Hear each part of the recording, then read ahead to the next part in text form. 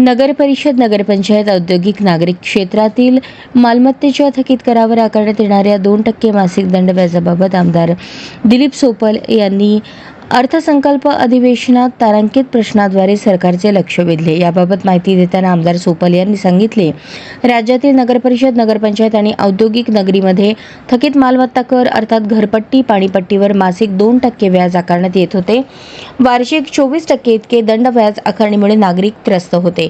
या पार्श्वभूमीवर नुकताच पार पडलेल्या अर्थसंकल्पीय अधिवेशनात तारांकित प्रश्न क्रमांक 2736 द्वारे सरकारचे त्यांनी लक्ष वेधले.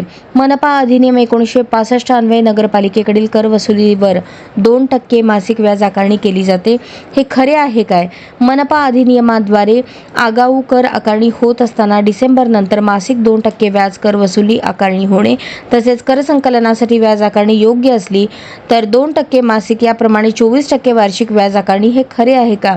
ही व्याज आकारणी जाचक असल्याने यात फेरबदलाबाबत शासकीय पातळीवर काही धोरण आहे का, असा तारांकित प्रश्न सोपल यांनी विचारला होता.